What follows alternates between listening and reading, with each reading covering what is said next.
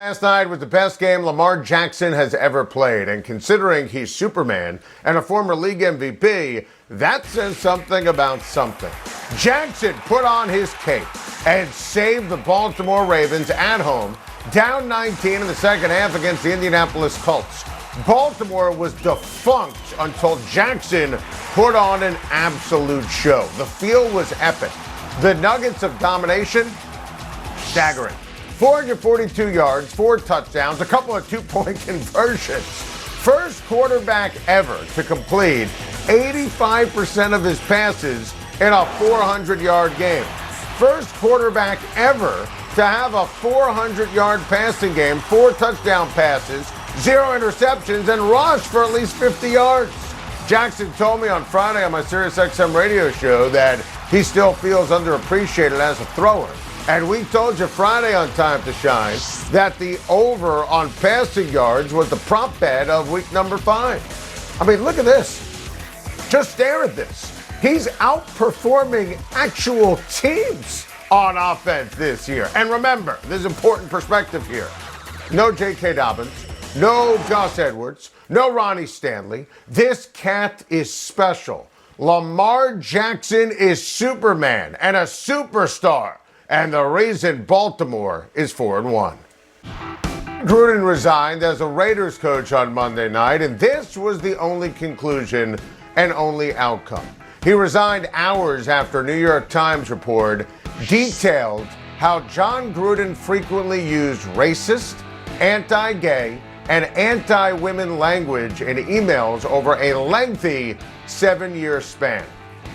It's grotesque, disgraceful, cringe-inducing, and flat-out wrong, and completely against inclusion.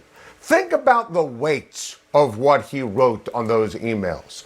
Gruden used an anti-gay slur to rip Roger Goodell. He criticized the commissioner for allegedly pushing the Rams to draft Michael Sam, who is openly gay.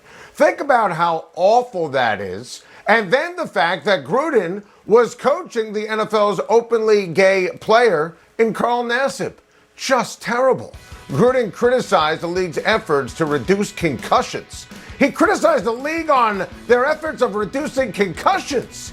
He decried the emergence of women as referees and used misogynistic language. Oh, and he also said that Eric Reid should be fired for demonstrating during the national anthem in the fight for racial justice against police violence. It's sickening. This is a man who was in charge of an entire building and roster, players' employments with the Raiders. I was repulsed by what Gruden said about DeMaurice Smith. It's racist, and I was appalled by so many defending Jon Gruden for that this weekend. And honestly, the fact that he coached, and he really isn't sorry, and he thought he was going to keep coaching. Go back, and I did this yesterday, watch his news conference before the Times report. He thought this was honestly going to get swept under the rug. This is who Jon Gruden is, and there's absolutely no place for that in the NFL. Got to get this off my chest. The Kansas City Chiefs have some real serious problems. That defense is offensive to the senses. Tyreek Hill had to catch that pass. They're turning it over left and right. Patrick Mahomes is turning it over at a very alarming pace. They placed Clyde Edwards-Helaire on the injured reserve today, which is a problem. And look, Patrick Mahomes is all-world, obviously, but at the end of the day, this is a spot and this is a situation where you have to take a look at Mahomes, and you have to look at him trying to do too much. And at the end of the day, it's counterproductive to the cause. It's not one of those where all of a sudden, snap, light goes on, and Patrick Mahomes is able to carry this football team because they're so bad on defense. The penalties are problematic. Buffalo exposed them. Look, I'll never count out someone like Patrick Mahomes. I will never, ever count him out. I'm not going to believe that it's over until I actually see it. But boy, this defense is horrendous, like historically horrific. Mahomes is clearly trying to do too much. And it's not just going to be so easy for Kansas City to find a way to make the postseason. Got to get this off my chest. So, Ben Simmons is now going to play for Philadelphia. This saga is such a joke. I mean, an absolute pathetic joke, an embarrassment. So, I told you, everyone was losing with the holdout. Everyone was losing by not trading Ben Simmons before the draft and or the start of free agency. You know, when he didn't shoot and didn't give a damn at the end of the ball game against the Atlanta Hawks in Game 7, it should have been over. I mean, that's it. I mean, you look at the nuggets of futility and what he set in that series. I mean, please. You know, Simmons was going to sit the year. He's never going to sit the year. He was losing millions upon millions of dollars. And all of a sudden, he shows up at the arena because he has to get his COVID test. And the Philadelphia 76ers didn't even realize he was going to be there. Look, Ben Simmons doesn't practice on his jump shot. He doesn't care about getting better. Joel Embiid has trashed him. Doc Rivers, after Game 7, trashed him. Anyway, he wants to backtrack that. The genie's out of the bottle, and that first take from Doc Rivers after Game 7 was spot on. Listen, I'm on Team Embiid here completely. They should have sold low on him because his value's in the toilet, and having him around means you can't function as a squad. I mean, this is just such a bad look for everyone. Ben Simmons is a joke. The way Philly's handled this is a joke. Daryl Morey takes a lot of responsibility. And honestly, I feel terrible for Joel Embiid. My guy, Cliff Kingsbury.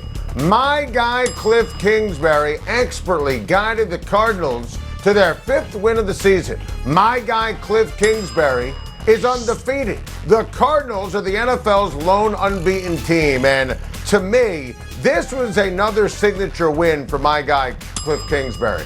Arizona did it with defense, did it with toughness. How about my guy Isaiah Simmons with that unbelievable pop on Trey Lance, incredible goal line stand.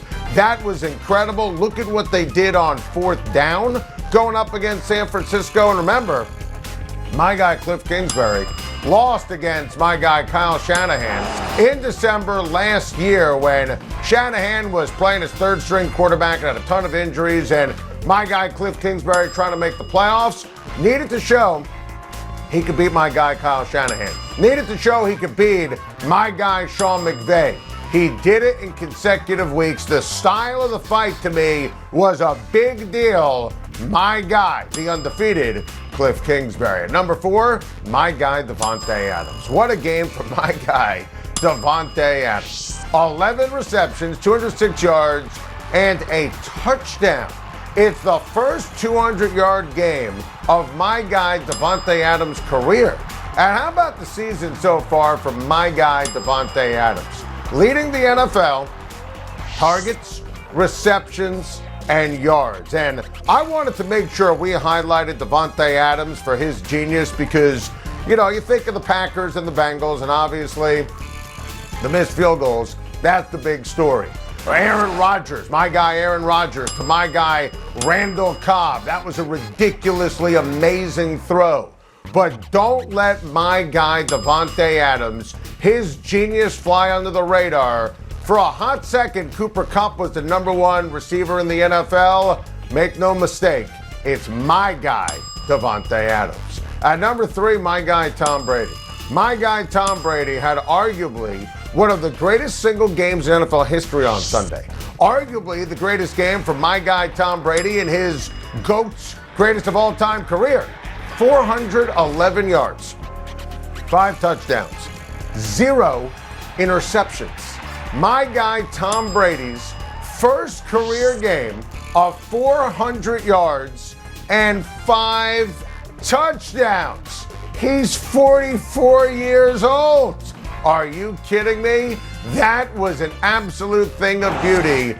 My guy, the legendary Tom Brady. At number 2, my guy Josh Allen. Hey, hey, let's go Buffalo. I told you my guy Josh Allen was going to outperform my guy Patrick Mahomes. This wasn't even a fair fight. 374 total yards, 4 total touchdowns, My guy, Josh Allen, predictably, as we said it last week on Time to Schein, just carved up the overmatched Kansas City Chiefs. The Buffalo Bills, with all due respect to my guy, Cliff Kingsbury, the Bills look like the best team in the NFL. And Josh Allen, the way he ran the ball with authority, the way he threw it, spreading the football around, Emmanuel Sanders, my guy Emmanuel Sanders, having a brilliant season.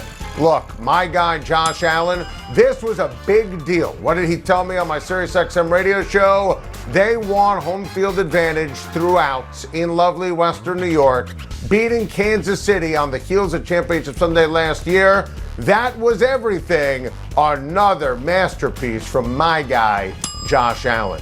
And my number one guy from the weekend, my guy, Justin Herbert. Speaking of masterpieces, are you kidding me?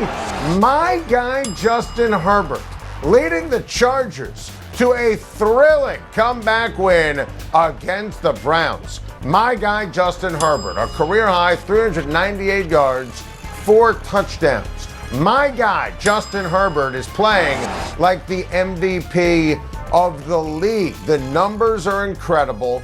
I love how Brandon Staley, so smart, so calculated, goes for it on 4th down because he knows at the end of the day, he can trust his guy, my guy, the great Justin Herbert. Love the connection he has with my guy, Mike Williams.